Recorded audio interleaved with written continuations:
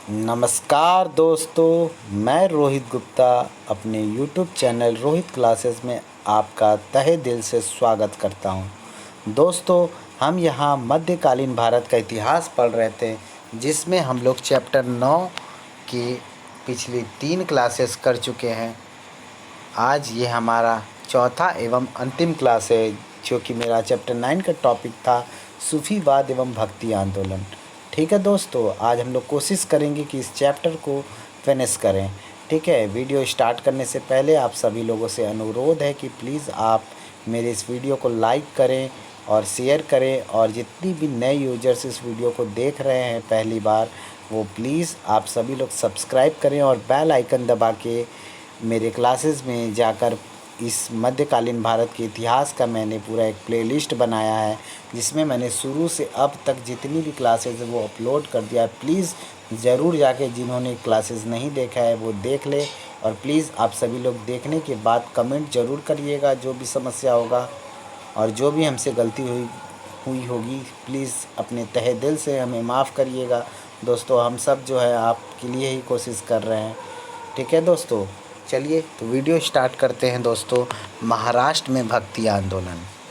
ठीक है, समय जो इसका था वो 1300 से 1700 ईस्वी में था। केंद्र जो इसका था वो पंढरपुर था। ठीक है, मुख्य देवता जो थे विठोबा एवं विट्ठल थे।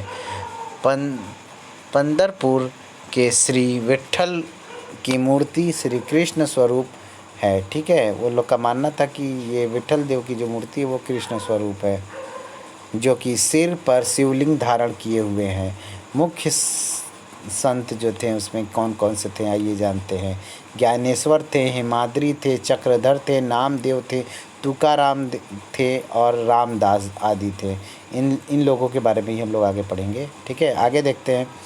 महाराष्ट्र की महादम्बा एक रहस्यवादी संत तथा उच्च कोटि की कवित्री थी। ठीक है, कान्होपात्रा निम्न जाति से उत्पन्न महिला संत थीं। कान्होपात्रा चोख मेला जो थे वो सामंत माली एवं नरहरि महाराष्ट्र के निम्न जाति में उत्पन्न संत थे।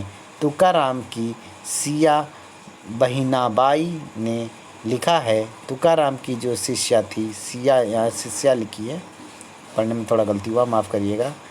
तुकाराम की जो शिष्या थी बहिनाबाई ने, यहाँ देखिए बुक खुद ही लिखा है, हम गलत क्या बोलेंगे, बुक खुद ही लिखा है, लिखा है, जबकि यहाँ पे होगा बहिनाबाई ने लिखा है। ज्ञानेश्वर ने महाराष्ट्र में भागवत धर्म की आधारशिला रखी। ठीक है, तुकाराम की शिष्या जो बहिनाबाई ने लिखा है कि ज्ञानेश्वर ने महाराष्ट्र में भागवत धर्म की आधारशिला रखी। नामदेव ने नींव तैयार की। ठीक है, आधारशिला किसने रखा था? ज्ञानेश्वर ने, और नामदेव ने क्या किया था? उसकी नींव डाली थी, नींव तैयार की थी। और एकनाथ जो थे वो स्तंभों का निर्माण किया था, और तुकाराम ने उन पर विशाल गुंबद बनाकर भवन को पूरा करवाया था। ठीक है, अब देखते हैं संप्रदाय। नंबर 1 है वारकाकी संप्रदाय। इस संप्रदाय के प्रमुख देवता जो थे विट्ठल यानी विठोबा थे। ज्ञानेश्वर, नामदेव एवं तुकाराम इसी संप्रदाय के थे। नंबर 2 जो है वो घरकरी संप्रदाय। इस संप्रदाय के जो मुख्य देवता थे वो राम थे। ठीक है, शिवाजी के गुरु जो रामदास इसी शाखा के थे। ठीक है, संत ज्ञानेश्वर यानी जनेश्वर जी में बोला जाता है, जन्म आलिंदी में हुआ था। ज्ञानेश्वर ने गीता पर प्राकृत मराठी में टीकाएँ लिखी, जो कि भावार्थ दीपिका या ज्ञानेश्वरी के नाम से प्रसिद्ध है। अमृता अनुभव, हरिपाठ एवं चांग देवपाष्टि इनकी अन्य रचनाएं हैं। ज्योति से ज्योति जलाते चलो गीत की रचना ज्ञानेश्वर ने ही किया था। ज्ञानेश्वर को मराठी साहित्य का जनक माना जाता है। ज्ञानेश्वर के साथ नामदेव ने भ्रमण किया था। ठीक है, नामदेव, आगे हम पढ़ेंगे नामदेव।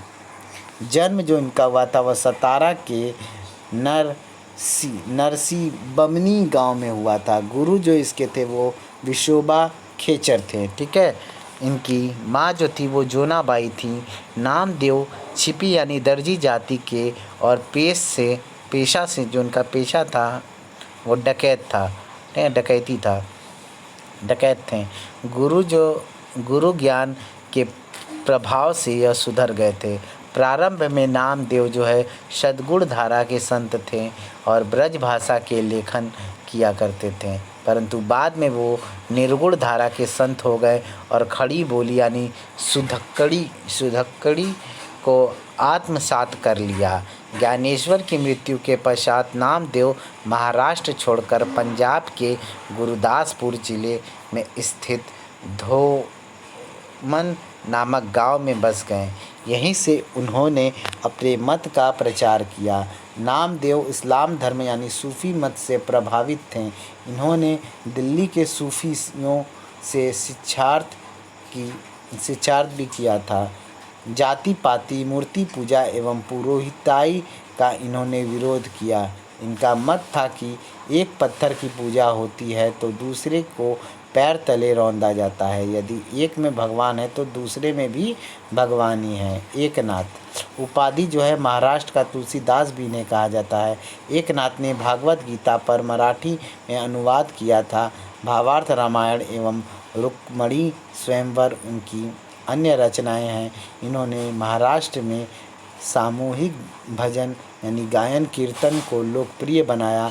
एकनाथ का कहना था कि संस्कृत को यदि प्रभु ने रचा है तो क्या प्राकृत चोरों ने रचाई है एवं चाइयों की उपज है। प्रभु भाषाओं के पक्षपात नहीं करता। उनके प्रभु जो है वो भाषाओं में पक्षपात नहीं करता। उसके लिए संस्कृत एवं प्राकृतिक एक समान है। ऐसी भाषा मराठी श्रेष्ठतम भावनाओं को व्यक्त करने में सक्षम है। ठीक है, मेरी भाषा जो है मराठी है वो श्रेष्ठतम भावनाओं को व्यक्त करने में सक्षम है। मतलब वो सभी भाषाओं को एक समान ही मानते थे, किसी में भेदभाव नहीं था। समृद्ध है और दैवी ज्ञान से लदी हुई है। ठीक है, एकनाथ का ये सब कथन था। अब हम तुकाराम के बारे में पढ़ेंगे। तुकाराम जो इनकी उपाधि है महाराष्ट्र का, इन्हें कबीर भी कहा जाता है। इनका जो जन्म हुआ है वो पूना के निकट देहू में 1608 ईस्वी में हुआ है। संप्रदाय बारकारी संप्रदाय का इसे संस्थापक भी माना जाता है, बारकारी संप्रदाय का। ठीक है, विशेष क्या है देखते हैं। विशेष महाराष्ट्र में भक्ति मार्ग के सबसे प्रभावशाली एवं सर्वोच्च प्रतिपादक तुकाराम ही थे। तुकाराम जहांगीर एवं शिवाजी के समकालीन थे। इन्होंने शिवाजी की भांति मराठा राज्य की एकता का स्वप्न देखा था।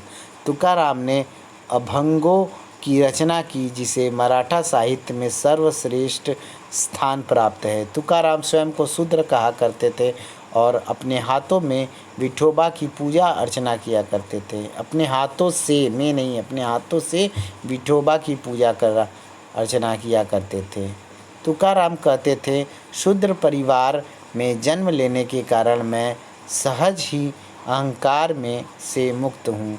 इन्होंने शिवाजी द्वारा प्रदत्त धन संपदा को यह कहकर अस्वीकार कर दिया कि मेरे लिए सोना या एवं मिट्टी एक समान है। तुकाराम के उपदेशों के अंतर्गत महाराष्ट्र धर्म को एक निश्चित आकार प्राप्त हुआ और महाराष्ट्र के वैष्णव आंदोलन में पंढरपुर एक तीर्थ स्थल बन गया।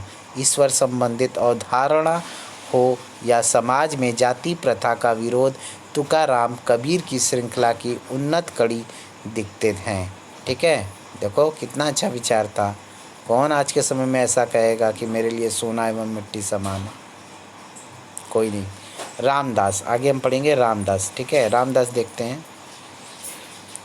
वास्तविक नाम इनका था नारायण सूर्यजी पंत। संस्थापक जो थे वो घरकारी संप्रदाय के संस्थापक थे। रचना जो इनकी थी 10 बोध एवं आनंदवन भुवन था। 10 बोध में रामदास ने विविध विज्ञान एवं कर्म दर्शन का विवरण किया है। आश्रय सज्जनगढ़ में था। इनका जो आश्रय था वो सज्जनगढ़ में था। यही अपनी मृत्यु से पूर्व शिवाजी ने 1 माह विश्राम किया था। विशेष है क्या, देखते हैं। रामदास शिवाजी के नैतिक गुरु थे। शिवाजी ने इनके वस्त्र यानी भगवा को अपना भगवा ध्वज बनाया था। अभिवादन में राम राम कहने की प्रथा रामदास ने ही प्रारंभ की थी।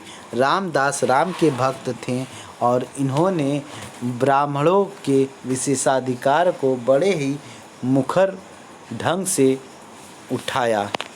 ठीक है, उन्होंने कृष्ण नदी के तट पर राम मंदिर का निर्माण करवाया था। रामदास प्रायः कहते थे, समस्त मराठों को एकत्रित करो तथा महाराष्ट्र के धर्म का प्रचार करो। ठीक है, आगे देखते हैं। इनका ही कथन था कि माँ एवं मातृभूमि स्वर्ग से भी प्रिय है। बात सही है, एकदम 1 नंबर। माँ एवं जो मातृभूमि है वो स्वर्ग से भी प्रिय है। जब धर्म का क्षत हो जाए, मतलब हानि हो जाए, धर्म का हानि हो जाए तो जीवित रहने से कोई लाभ नहीं होता। ठीक है, जब अपने इष्ट में आस्था ही मर जाए तो जीवन से मृत्यु ही बेहतर होता है। ठीक है, आगे जो है ये कहते हैं, स्वर्ग की प्राप्ति के लिए प्रयत्नशील रहने से बेहतर है कि संसार में रहकर पुरुषार्थ किया जाए।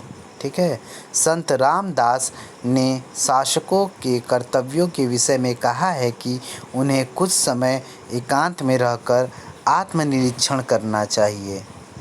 ठीक है, जो कि राज्य में स्थिरता एवं शांति के लिए आवश्यक है। महानुभाव पंथ, इसके संस्थापक थे गोविंद प्रभु। आगे देखते हैं इधर, इसके संस्थापक कौन थे? गोविंद प्रभु थे।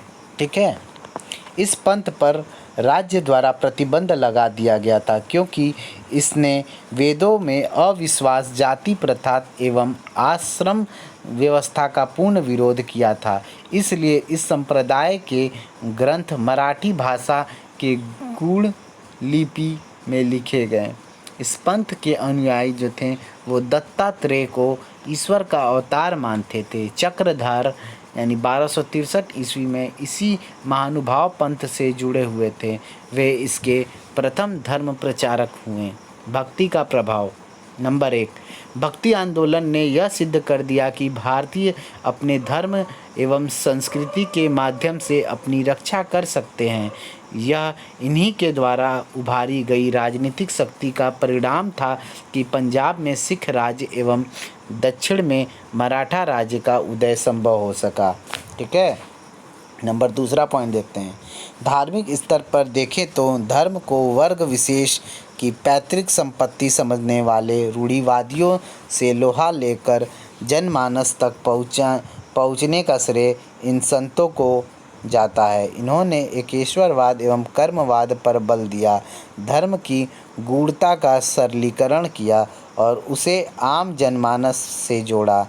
कुछ नए तत्वों जैसे भजन, सत्संग एवं संकीर्तन आदि को धार्मिक परंपराओं से जोड़ा गया। ठीक है, आगे देखते हैं, हम थोड़ा बड़ा कर लेते हैं। नंबर 3 पॉइंट, सामाजिक स्तर पर भी संतों का प्रभाव सराहनीय रहा। भक्ति आंदोलन ने यह जीवन के नए युग का सूत्रपात किया। जाति प्रथा पर चोट किया गया। रामानंद सभी जातियों एवं निम्न वर्ग के सभी व्यक्तियों को गुरु मंत्र देकर अमर हो गए। खुद महिलाएं इस समय अपने धार्मिक अधिकार को मान्यता दिला रही थीं, जिसकी सर्वश्रेष्ठ प्रतिनिधि मीराबाई थीं। ठीक है, कर्नाटक की महादेवी अक्का एवं महाराष्ट्र की वहीनाबाई थीं। ठीक है, कृष्ण मार्ग संतों ने भी महिलाओं के अधिकारों की वकालत की क्योंकि वे कृष्ण के साथ राधा एवं गोपियों को भी महत्ता देते थे। ठीक है, आगे देखते हैं। वर्ण व्यवस्था को निर्गुण संतों ने अस्वीकार कर दिया। ठीक, सगुण संत हालांकि इसके समर्थक थे, लेकिन उन्होंने उसकी कसावट को अवश्य ढीला किया। जैसे रामानुज ने शूद्रों के लिए वर्ष में एक दिन निश्चित किया था जिस दिन वे कुछ मंदिर में जा सकते थे। ठीक है, नंबर चौथा पॉइंट पढ़ेंगे आज। अब आर्थिक स्तर पर प्रभाव देखते तो संतों ने पारिवारिक एवं आर्थिक कष्टों को दूर करने के लिए एक दूसरे पर आश्रित या परजीवी रहने वालों का विरोध किया। कबीर जीवन भर वस्त्र बुनते रहें, रविदास जूते सिलते रहें। संतों ने धर्म को कर्मवाद की धरातल पर लाया, जिससे एक गृहस्थ के कर्तव्य के साथ आध्यात्मिक जीवन का समन्वय था। इन्होंने समाज में शारीरिक श्रम की प्रतिष्ठा को स्थापित कर इसे मानव की सफलताओं का आधार बनाया। नंबर 5, हिंदी एवं अन्य क्षेत्रीय भाषाओं के विकास में इनका योगदान है। संतों ने जन भाषा में उपदेश दिया। सूर ने ब्रज भाषा, तुलसी ने अवधी में, नानक ने हिंदी फारसी में, चैतन्य ने बांग्ला भाषा एवं मराठवाड़ा के संतों ने मराठी को समृद्ध किया। शंकर देव ने असमिया भाषा में प्रवचन तथा साहित्य रचनाएं कर उसे समृद्ध किया। हेम सरस्वती की प्रहलाद चरित्र जो है असमिया भाषा की पहली साहित्यिक रचना थी। सूफियों पर भी इसका प्रभाव पड़ा, जैसे चंदायन के लेखक मुल्ला दाऊद कुतुबन एवं मलिक मोहम्मद जायसी आदि ने अवधी को अपनाया था। विख्यात सूफ़ी अब्दुल वाहिद बिलग्रामी ने हकायक-ए-हिंदी नामक ग्रंथ की रचना की, जिसमें कृष्ण, मुरली, गोपियाँ, राधा एवं यमुना आदि शब्दों की सूफी रहस्यवादी अर्थों में व्याख्या करने का प्रयास किया गया। नंबर 6 पॉइंट देखते हैं। नंबर 6, भक्ति आंदोलन ने संगीत को भी प्रोत्साहन दिया। संकीर्तन एवं जोड़ी करताल की शुरुआत चैतन्य ने की। हरिदास तानसेन के गुरु थे। ठीक है, बताया जाता है कि मुग़ल बादशाह अकबर हरिदास की कुटिया के पीछे छिपकर उसका संगीत सुनता था। भक्ति आंदोलन ने संपूर्ण देश को एक सांस्कृतिक सूत्र में बांधने का कार्य किया। भक्ति की गूंज उत्तर से दक्षिण तक सुनाई दी। यह इसी का परिणाम था कि एक समन्वित संस्कृति का विकास संभव हो सका और गंगा यमुना की धारा अपनी द्रोणी से निकलकर बहुत दूर तक फैली। वस्तुतः बौद्ध धर्म के पतन के पश्चात भक्ति आंदोलन जैसा सशक्त देशव्यापी आंदोलन हमारे देश में कभी नहीं हुआ। कबीर, नानक, दादू आदि उसी धारा के संत थे जो बुद्ध के कमंडल से बही थी। ठीक है, बहुत अच्छा पॉइंट है। चलिए आगे देखते हैं।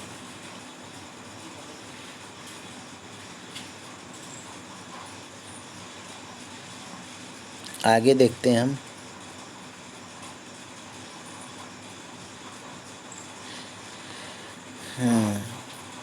आगे है हमारा क्रम संत क्या। ठीक है, पहला है शंकराचार्य प्रमुख संप्रदाय जो इनका था वो स्मृति संप्रदाय था। इनका मत सिद्धांत जो था अद्वैतवाद और केवलाद्वैतवाद था। ठीक है, वो 800 ईस्वी के लगभग था। ठीक है, नंबर 2 है रामानुजाचार्य। ये वैष्णव संप्रदाय के थे। ठीक है, इनका जो संप्रदाय था वो वैष्णव संप्रदाय था, इसके संस्थापक थे। ठीक है, विशिष्टाद्वैतवाद जो था इनका सिद्धांत था और 1200 ईस्वी के आसपास था। ठीक है, नंबर 3 है निम्बर्काचार्य। निम्बर्काचार्य जो थे वो सनक संप्रदाय के संस्थापक थे। वो द्वैताद्वैतवाद मत का संस्थापक थे जो कि 1200 ईस्वी के लगभग थे। ठीक है, नेक्स्ट है तुम्हारा माधवाचार्य। माधवाचार्य जो थे वो ब्राह्मण संप्रदाय के संस्थापक माने जाते हैं जो स्पष्ट दैतवाद का प्रतिपादन किया था, जो कि 1300 ईस्वी के आसपास किया था। नेक्स्ट है 5वां नंबर विष्णु स्वामी जो थे वो रुद्र संप्रदाय के संस्थापक थे। इनका जो है समय अवधि और सिद्धांत नहीं दिया गया है। ठीक है, विष्णु स्वामी का, बस रुद्र संप्रदाय के संस्थापक थे। नंबर 6 जो थे वो बल्भाचार्य थे, जो पुष्टि मार्गी दर्शन एवं रुद्र संप्रदाय के संस्थापक भी इनको माना जाता है, जो कि शुद्धाद्वैत मत का प्रतिपादन किया था 1479 ईस्वी में। ठीक है, 1479 ईस्वी में शुद्धाद्वैत मत का प्रतिपादन किया था बल्भाचार्य ने।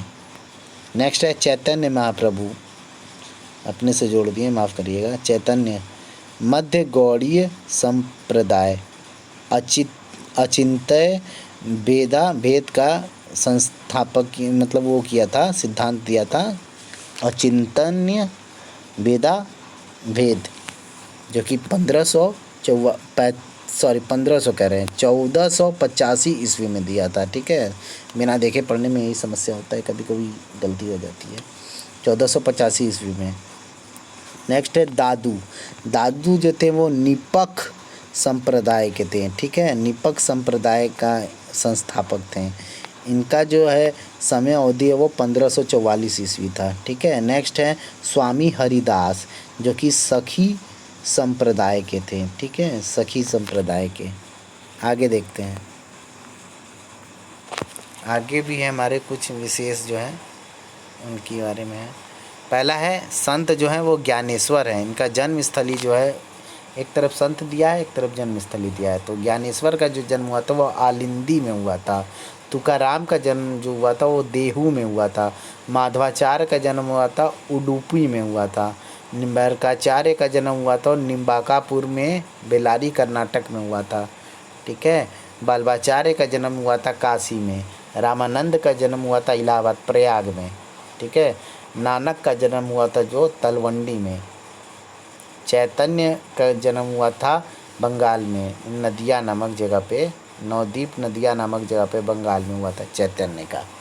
नेक्स्ट है दादू दयाल का जन्म जो हुआ था वो अहमदाबाद। ये कौन थे? दादू दयाल, नाम ही से पता चल रहा है गुजराती थे, अहमदाबाद में हुआ है। तुलसीदास तो भैया बांदा में हुए हैं, राजापुर के बांदा में हुए हैं तुलसीदास। नामदेव जो हैं वो हमारा सतारा के नरसी बमनी गांव में हुआ था। सतारा के नरसी बमनी गांव में हुआ था। और गुरु गोविंद सिंह का जन्म जो हुआ है वो पटना में हुआ है। ठीक है, और भी आगे जो लेखक हैं उनके बारे में आप लोग कोशिश करिएगा कि एक शॉर्ट नोट बनाकर उनके जन्म स्थल के बारे में और डेट के बारे में लिख लीजिएगा। आगे पढ़ते हैं सिख धर्म। ठीक है, मुहसिन फ़ानी की दबिस्तान ए मजाहिब, मुहसिन फ़ानी की दबिस्तान ए फजाहिब में सिख समुदाय के संगठन पर प्रकाश डाला गया है। थोड़ा बड़ा कर लेते हैं। गुरु नानक के शिष्यों को सिख कहा गया है। सिख शब्द जो है वो शिष्य का अपभ्रंश है। सिख धर्म के संस्थापक एवं पहले गुरु जो थे वो गुरु नानक 1469 ईस्वी से 1539 ईस्वी तक हुए, जो कि बाबर एवं हुमायूं के समकालीन थे। नानक ने संगत की स्थापना की थी। ठीक है, प्रमुख सिख शब्दावली मसंद गुरु के प्रतिनिधि मसंद गुरु के लिए सिखों की आय का दशांश वसूलते थे। ठीक है, सहलंग मसंद द्वारा दीक्षित व्यक्ति को सहलंग कहा गया। मेली मसंद के सहायक जो होते थे वो मेली कहलाते थे।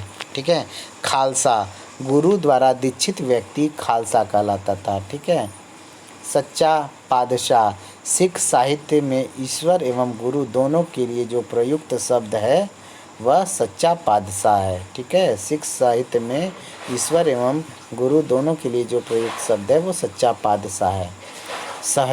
सहजदारी गैर खालसा सिख को सहजदारी कहा जाता था। ठीक है, महल गुरु नानक की आत्मा उनके उत्तराधिकारियों में व्याप्त थी, इसी कारण प्रत्येक गुरु को महल कहा गया। ठीक है, साखियों 18वीं सदी में लिखी गई सिख रचनाएं जो है वो साखियों के नाम से जान जाती है।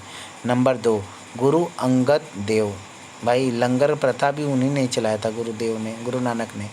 ठीक है, वो सिख धर्म के प्रवर्तक थे। तलवंडी में उनका जन्म हुआ था, याद रखिएगा। आगे 1539 ईस्वी से 1552 ईस्वी तक, ठीक। मूल नाम इनका था लहना। गुरु अंगद देव जो थे वो उनका जो निक नाम था वो आहना था, लहना या आहना नहीं लहना था। गुरु नानक के पश्चात अंगद देव जो हैं वो सिखों के दूसरे गुरु बने, ठीक है, दूसरे धर्म गुरु बने। गुरु नानक ने ही लेहना का नाम जो है अंगद अर्थात अपने शरीर का ही एक भाग रखा था, ठीक है, याद रखिएगा। लहना प्रारंभ में दुर्गा के भक्त थे। बिलग्राम के युद्ध 1540 ईस्वी में पराजित होने के पश्चात हुमायूं ने पंजाब में गुरु अंगद से भेंट की थी। गुरु अंगद देव ने ही सर्वप्रथम खादूर में गुरु गद्दी एवं गुरुमुखी लिखी। गुरुमुखी लिपि का जो आती है ना हम लोगों में, ब्राह्मी लिपि है हम लोगों का, है ना, देवनागरी लिपि हिंदी का, इसी तरह जो है सिख धर्म का जो है वो गुरुमुखी लिपि है, ठीक है, ध्यान रखिएगा, विकास किया। आगे जो है नंबर 3 पॉइंट है गुरु अमरदास 1552 ईस्वी से 1574 ईस्वी। विशेष क्या है, अमरदास ही वह सिख गुरु थे जिन्होंने पर्दा प्रथा एवं सती प्रथा का विरोध किया था, ठीक है। गुरु अमरदास पूछ भी सकता है कि सिख धर्म के ऐसे कौन से पहले गुरु थे जिन्होंने सती प्रथा एवं पर्दा प्रथा का विरोध किया था, तो गुरु अमरदास, ध्यान रखिएगा। आगे देखते हैं। सिखों के तीसरे गुरु अमरदास प्रारंभ में वैष्णव संप्रदाय के अनुयायी थे। इन्होंने नानक, अंगद एवं स्वयं के विचारों को सम्मिलित किया, जिन्हें सम्मिलित रूप से गोविंदवाल पोथिया कहा जाता है। इन्होंने अंगद नामक पद की रचना की थी। अमरदास स्वयं खेती एवं व्यापार करते थे और अपने शिष्यों को पारिवारिक संत होने का उपदेश दिया करते थे। जो व्यक्ति सामुदायिक रसोई यानी लंगर में भोजन नहीं करता था, अमरदास उस व्यक्ति से भेंट नहीं करते थे।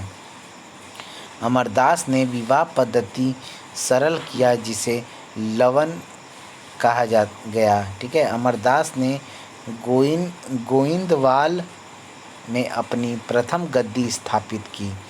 इसके अतिरिक्त उन्होंने 22 और गिद्दियाँ स्थापित की, ठीक है, 22 और गद्दियाँ स्थापित की, गिद्दियाँ कह रहे हैं, गद्दियाँ स्थापित की, ठीक है।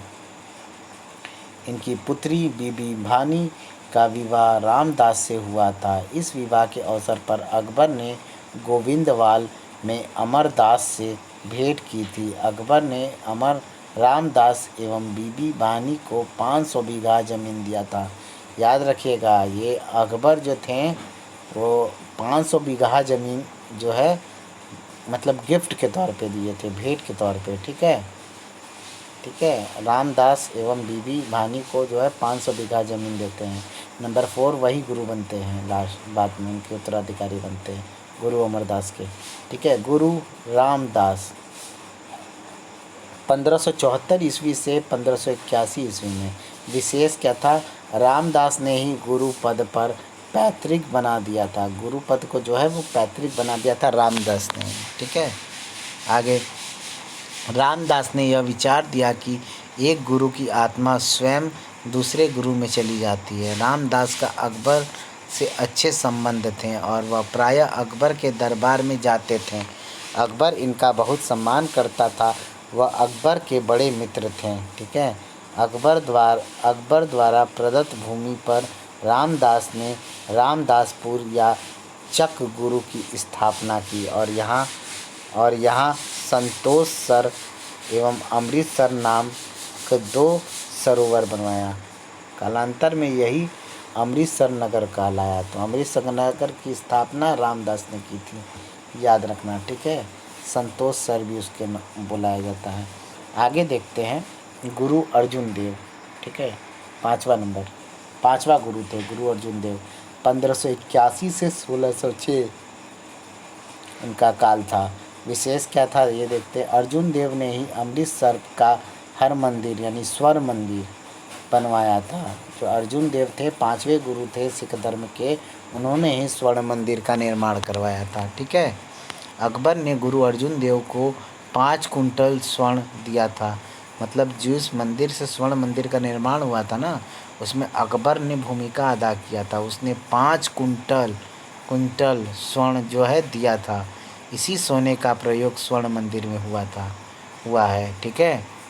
अर्जुन देव ने हरमंदिर साहब गुरुद्वारे का निर्माण किया, जिसकी पहली ईंट जो है मियाँ मीर ने रखी थी। ठीक है। मियाँ मीर ने ही इसकी पहली ईंट रखी थी गुरुद्वारे की। उन्होंने तरन तारन एवं करतारपुर नामक नगर की स्थापना की थी। उन्होंने तरन तारन एवं करतारपुर नामक नगर की स्थापना की थी। व्यास नदी के किनारे गोविंदवाल में अर्जुन देव निवास करते थे। गुरु अर्जुन देव ने अनिवार्य आध्यात्मिक कर 1/10 लागू किया। ठीक है। तथा धर्म प्रचार के लिए 2 शिष्य मनसद एवं मवेरा की नियुक्ति की। मनसद एवं मवेरा की नियुक्ति गुरु अर्जुन देव करते हैं। ठीक है। आगे गुरु अर्जुन देव ने वैभवशाली जीवन निर्वाह किया तथा मुगल दरबार की भांति अपना दरबार लगाया। इतिहासकार सुजा नारायण भंडारी 1598 ईस्वी में अर्जुन देव के पास अकबर की यात्रा का उल्लेख करता है। अकबर ने अर्जुन देव की मालगुजारी घटा दी थी। गुरु अर्जुन देव के ही समय में मुगलों एवं सिखों के संबंध बिगड़ने लगे। इन्होंने खुसरो को तरन तारन में आर्थिक सहायता दी और बादशाह बनने का आशीर्वाद दिया। बाप रे। इसी कारण चित्रकार अब्दुल समद के पुत्र जो है शेख फरीद बुखारी हैं, जिनकी उपाधि मुर्तजा खां थी, को जहांगीर ने गुरु अर्जुन देव को पकड़ने के लिए नियुक्त किया था। ठीक है। जहांगीर जो है पकड़ने के लिए गुरु अर्जुन देव को नियुक्त किया था। किसको? यानी मुखर्जा खां को नियुक्त किया गया था। गुरु पकड़े गए और जहांगीर ने उनको मृत्यु दंड दे दिया। गुरु अर्जुन देव की समाधि लाहौर दुर्ग के बाहर है। ठीक है। आगे देखते हैं। आदि ग्रंथ गुरबानी। आदि ग्रंथ जो है वो गुरबानी है क्या है, देखते हैं। 1604 ईस्वी में आदि ग्रंथ का संकलन गुरु अर्जुन देव ने किया था। गुरु नानक एवं उनके 4 उत्तराधिकारियों तथा जयदेव बाबा फरीद, कबीर, रामानंद, मीराभाई, नामदेव, रैदास, धन्ना एवं सैन की बानी को आदि ग्रंथ में सम्मिलित किया गया है। 17वीं शताब्दी के उत्तरार्ध के 10वें गुरु गोबिंद सिंह ने 9वें गुरु तेग बहादुर की रचनाओं को भी इसमें शामिल कर लिया है। अब से इस ग्रंथ को गुरु ग्रंथ साहिब कहा जाने लगा। इसमें सबसे प्रारंभिक रचना जो है बंगाल के वैष्णव कवि जयदेव की है और सबसे अंतिम रचना जो है वो गुरु तेग बहादुर की है। ठीक है। इसमें जयदेव, बाबा फरीद, कबीर, रामानंद, मीराबाई, नामदेव, रैदास, धन्ना एवं सैन की बानियों को एकत्रित किया गया था। ठीक है। आगे पढ़ते हैं। ये तो हम लोग पढ़ लिए। आगे जो है 6वें गुरु हरगोबिंद सिंह, गुरु हरगोबिंद।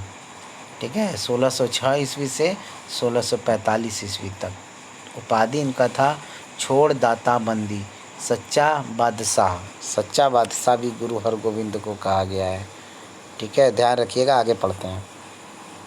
विशेष क्या है? गुरु हरगोबिंद सिंह ने ही 12 फुट ऊंचा अकाल तख्त बंगा 1609 ईस्वी में स्थापना इसका किया था। ठीक है। अकाल तख्त बंगा स्थापना गुरु हरगोबिंद ने ही किया था। 12 फीट जो था ऊंचा। जहांगीर ने गुरु अर्जुन देव पर जुर्माना लगाया था, अतः उसने जुर्माने की राशि गुरु हरगोबिंद से मांगी। हरगोबिंद ने मना कर दिया तो जहांगीर ने उन्हें 2 वर्ष तक ग्वालियर दुर्ग में कैद रखा। ठीक है। कुछ समय पश्चात जहांगीर से इनके अच्छे संबंध बन गए और उनको पुनः शाही सेना में सम्मिलित कर लिया गया। जहांगीर की कश्मीर यात्रा में वह उसके साथ रहे। ग्वालियर दुर्ग से निकलने से पहले वहाँ कैद 52 मतलब 52 राजाओं को भी उन्होंने मुक्त कराया। इसी कारण हरगोविंद जो है बंदी छोड़दाता कहलाए। ठीक है। गुरु अर्जुन देव ने गुरु हरगोविंद को अंतिम आदेश यही दिया था कि वह गद्दी पर सशस्त्र होकर बैठें और एक सर्वोत्तम सेना का गठन करें। अतः गुरु हरगोविंद पहले सिख गुरु थे जिन्होंने शस्त्र धारण किया। ठीक है। इन्होंने सिख भक्तों को सैनिक संत बना दिया। सिख भक्तों को सैनिक संत बना दिया। हरगोविंद को बाबा बुड्ढा जी से मीरी एवं पीरी नामक 2 तलवारें मिली। बुड्ढा जी से मीरी एवं पीरी नामक 2 तलवारें मिली। इसका मत था कि एक तलवार आत्मिक मंडल का नेतृत्व एवं दूसरी तलवार सांसारिक विषयों को दिशा देगी। यही इनका मीरी पीरी सिद्धांत था। श्रीनगर में शिवाजी के गुरु रामदास समर्थ हरगोविंद से मिले और उनसे बहुत प्रभावित हुए। गुरु हरगोविंद की शाहजहां से अक्सर झड़पें होती रहती थीं। पायंदा खां नामक एक पठान ने गुरु हरगोविंद का साथ दिया, परंतु बाद में वह मुगलों के पक्ष में चला गया था। शाहजहां का प्रिय बाज एक बार उड़कर अमृतसर में गुरु के खेमे में चला गया, जिसे गुरु ने वापस नहीं किया। ठीक है, आगे देखते हैं। ऐसे ही डकैत यहाँ से पढ़ते हैं। ऐसे ने वापस नहीं किया। ऐसे ही डकैत विधि चंद्र ने शाहजहां के 2 घोड़े चुराकर गुरु गोविंद को दे दिया। शाहजहां ने गुरु द्वारा व्यास नदी पर श्री गोविंदपुर शहर निर्माण को मना किया। ठीक है, व्यास नदी पर श्री गोविंदपुर शहर निर्माण को मना किया, जिसे गुरु ने नहीं माना। ठीक है, जिसे गुरु ने नहीं माना। शाहजहां ने गुरु द्वारा व्यास नदी पर श्री गोविंदपुर शहर निर्माण को मना किया। मतलब शाहजहां जो है वो गुरु को मना करता है। ठीक है, जिसे गुरु ने नहीं माना, और गुरु जो हरगोविंद सिंह हैं वो नहीं मानते हैं। ठीक है, उन्होंने अमृतसर की किलेबंदी की और राज सत्ता के प्रतीक नगाड़ा वादन प्रारंभ किया। 1628 ईस्वी से 1631 ईस्वी में एवं 1634 ईस्वी में क्रमशः अमृतसर संग्राम, मतलब 28, 31 और 34 ईस्वी में क्रमशः संग्राम, अमृतसर संग्राम, लाहौर एवं करतारपुर में उनका मुगलों से युद्ध हुआ। मतलब 28 में भी युद्ध हुआ था, 31 में भी हुआ था और 34 में भी हुआ था। इसमें से प्रथम 2 युद्धों में गुरु को सफलता प्राप्त हुई थी। मतलब 28 और 31 में उनको सफलता मिला था। किंतु करतारपुर युद्ध में, मतलब करतारपुर युद्ध 1634 ईस्वी में, 1634 ही ना है, हाँ, 1634 ईस्वी में उनको पराजय का सामना करना पड़ा। कुछ समय के लिए हरगोविंद को कश्मीर की पहाड़ियों में स्थित कीरतपुर, यानी इसकी स्थापना गुरु हरगोविंद ने ही की थी, कीरतपुर की जाना पड़ा। ठीक है, कीरतपुर कहलूर राज्य के हिंदू राजा के राज्य का अंग था। कहलूर राजा के हिंदू राजा के अंग था। ठीक है, राज्य का अंग था। 1645 ईस्वी में कीरतपुर में उनकी मृत्यु हो गई। ठीक है, वहीं उनकी मृत्यु हो गई। नंबर 7वें गुरु के बारे में देखते हैं। गुरु हर राय 1645 से 1661 ईस्वी।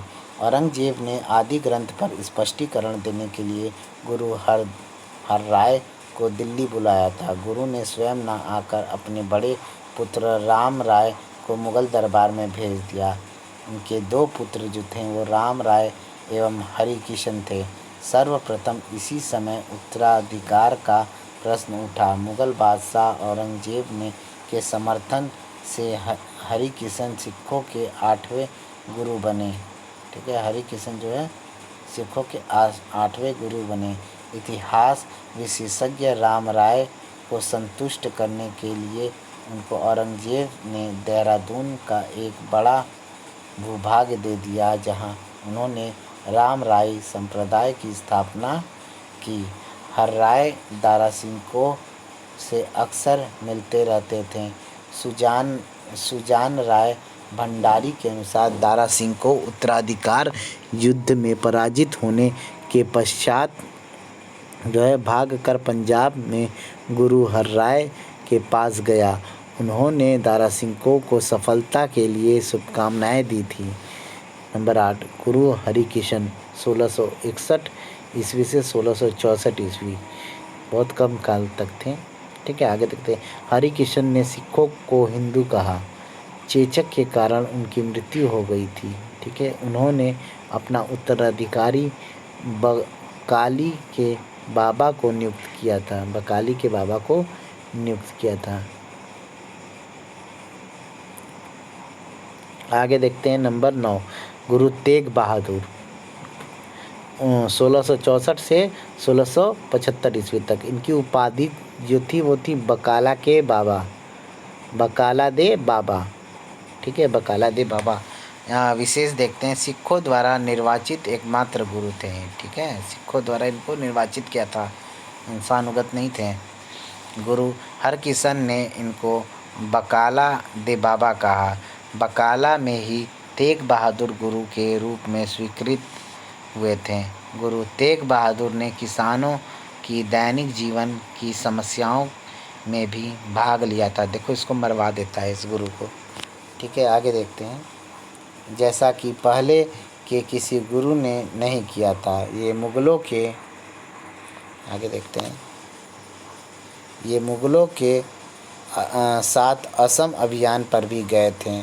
मुगल सेना एवं अहोमों के बीच शांति समझौता करवाया। कृतज्ञ सैनिकों ने घुंवरी में गुरु तेग बहादुर के सम्मान में नानक टीला बनवाया। ठीक है, जब वहाँ से वापस लौटे तो अनंतपुर में निवास करने लगे। 11 नवंबर 1675 ईस्वी में औरंगजेब ने इनको मृत्युदंड दे दिया। ठीक है, कहते न मरवा दिया। नंबर 10, गुरु गोविंद सिंह 1675 से 1708 ईस्वी तक। देखो, गुरु गोविंद सिंह जो है वो सिख धर्म के 10वें गुरु एवं अंतिम गुरु थे। इसके बाद जो है सिख धर्म के कोई गुरु नहीं आते हैं। ठीक है, तो ये जो है इन्हें वास्तविक संस्थापक के नाम से भी जाना जाता है, गुरु गोविंद सिंह को। ठीक है, जन्म इनका जो हुआ था पटना में हुआ था। ठीक है, मृत्यु जो उनकी हुई थी दक्षिण में गोदावरी के तट पर स्थित नांदेड़ में हुआ था। ठीक है, उपाधि जो इनकी थी सच्चा बादशाह या उच्च का पीर या सरबासदानी भी कहा जाता है। ठीक है, रचनाएं इनकी जो थी वो 10 बादशाह यानी 10 गोविंद सिंह के विचारों का संग्रह जो था वो 10 बादशाह कहलाया।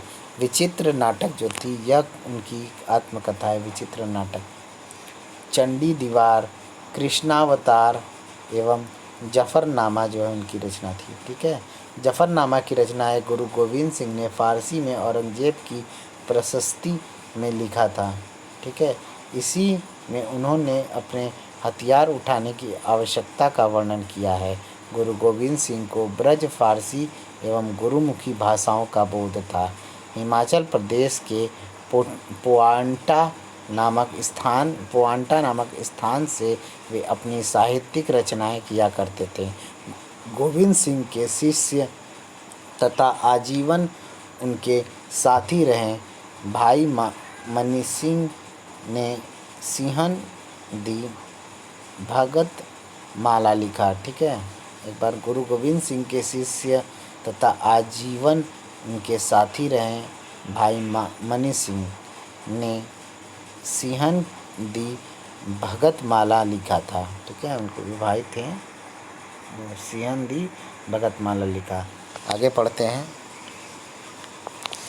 मखोवाल यानी अनंतपुरी आनंदपुर में गोविंद सिंह गुरु बने। ठीक है, आनंदपुर को उन्होंने अपना केंद्र बनाया था। गुरु गोविंद सिंह ने सिखों में सैनिक भ्रातृत्व यानी ब्रदरहुड की स्थापना करने हेतु 1699 ईस्वी में आनंदपुर में वैसाखी के दिन खालसा यानी द सोसाइटी ऑफ द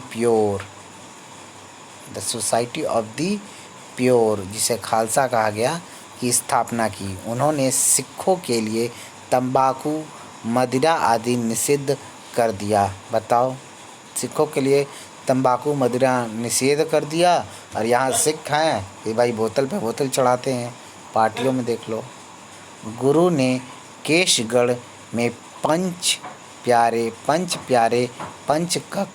ककहरा, बिना कटे केश, कृपाण, कक्षा, कंघा और कड़ा यानी 5 है ना, ये 5 ककहरा, जिसमें क्या क्या था? पहला बिना कटे केश, कृपाण, ठीक है, कृपाण, कक्षा, कंघा और कड़ा। कड़ा तो समझते हैं हाथ में जो पहना जाता है। कृपाण समझते हैं ना, पगड़ी वाला कृपाण।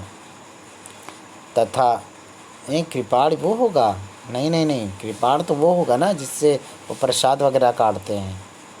हाँ सॉरी, हम गलत बोल रहे हैं। कृपाण हमें हमारे हिसाब से वही है, वो जो सिख लोग जो है कमर वमर में लटकाए होते हैं तो उससे प्रसाद वगैरह काटते हैं। ठीक है, और हाँ कहीं ज़रूरत पड़ता है, अगर कहीं गलत होता है तो उसका इस्तेमाल भी कर सकते हैं। तथा अभिवादन के नए रूप का प्रचलन किया। इन्होंने 9 युवकों को सिंह तथा 9 युवतियों को कौर जो है उपाधि धारण करने को कहा।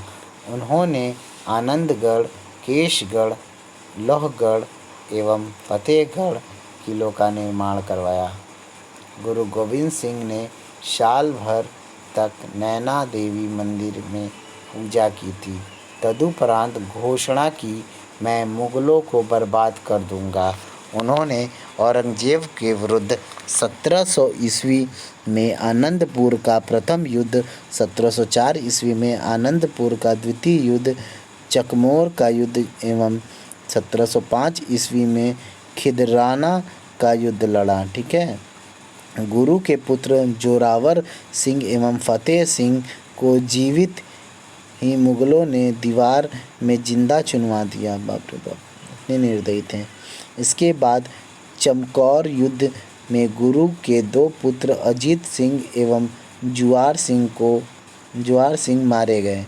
इसी समय गुरु ने मुस्लिम संत का भेष बदला और उच्च का पीर के कल्पित नाम से निकल गए। गुरु ने मुगलों के साथ चौथा एवं अंतिम युद्ध खिदराना यानी 1705 ईस्वी में लड़ा। रणजीत सिंह ने 100 वर्ष बाद इसी युद्ध को मुक्तासर का युद्ध घोषित किया था। ठीक है, इसके पश्चात तुरु तलवंडी में जाकर रहने लगे, जहां उन्हें सामान्यतः परेशान नहीं किया गया। अंत में गुरु ने औरंगजेब से संधि कर ली। उन्होंने औरंगजेब की प्रशस्ति में जफरनामा यानी विजय की चिट्ठी की रचना कर उसके पास भेजा। औरंगजेब ने क्षमा करते हुए इनको मराठों के खिलाफ युद्ध में आमंत्रित किया। गुरु मिलने को चले, परंतु बघौरा में पता चला कि औरंगजेब की मृत्यु 1707 में हो गई है। बहादुर शाह ने गुरु गोविंद को 5000 का मनसब दिया। ठीक है, गुरु गोविंद सिंह को किसी अफगान ने नांदेड़ में छुरा भोंककर घायल कर दिया था। इस समय वे मुगल बादशाह बहादुर शाह प्रथम की तरफ से मुगल उत्तराधिकारी युद्ध में सम्मिलित हुए थे।